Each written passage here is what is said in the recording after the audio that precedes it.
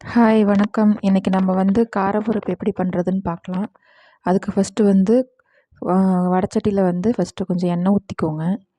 அதில் வந்து சீரகம், அப்புறம் வந்து கருவேப்பிலை, கொஞ்சம் வர கொத்தமல்லி, அப்புறம் பெரிய வெங்காயம்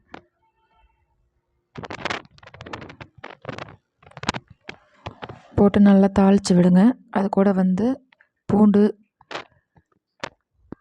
வரமிளகாய் அதெல்லாம் போட்டு நல்லா தாளித்து விடுங்க. வெங்காயம் நல்லா வதங்கட்டும். நான் வந்து பக்கத்தில் துவரம் பருப்பு வந்து நல்லா வேக வச்சு எடுத்து வச்சுருக்கிறேன். இது வந்து நல்லா ஃப்ரை ஆகணும்.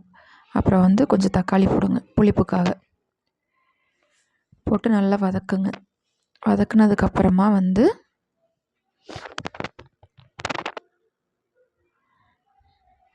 வதங்கிடுச்சு, நல்லா வதக்கணும். இல்லைன்னா வந்து வெங்காயம் வந்து ஒரு மாதிரி முழுசாக இருக்கும். பருப்பு நல்லா வெந்திருக்கு. அடுத்து நம்ம என்ன பண்ண போகிறோன்னா, பார்த்தீங்களா பருப்பு நல்லா வெந்திருக்கா? அப்படியே என்ன பண்ணுறோன்னா, இது நல்லா வதங்கினதுக்கப்புறமா அதை வந்து எடுத்து பருப்பில் கொட்ட போகிறோம்.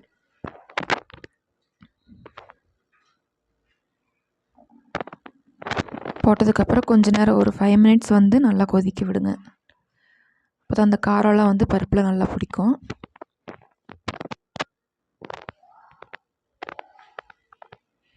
போட்டிங்களா? நல்லா கலரி விட்டு 5 நிமிஷம் வேக விடுங்க.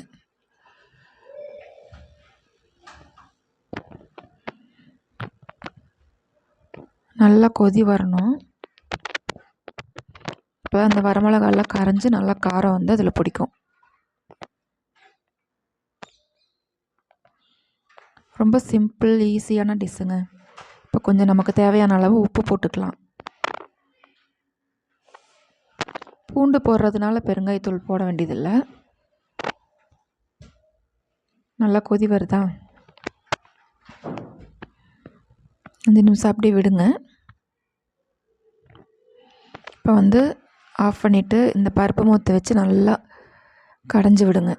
பருப்பெல்லாம் நல்லா கரைஞ்சிரும். தக்காளி எல்லாமே நல்லா கரைஞ்சிரும். கரைஞ்சிருச்சுன்னா உங்களுக்கு வந்து டேஸ்ட் நல்லாயிருக்கும். நல்லா நான் வந்து கொஞ்சம் டைம் ஆயிடுச்சுங்க எனக்கு, அதனால் நான் வந்து அடுப்பு மேலே வச்சுருக்கிறேன்.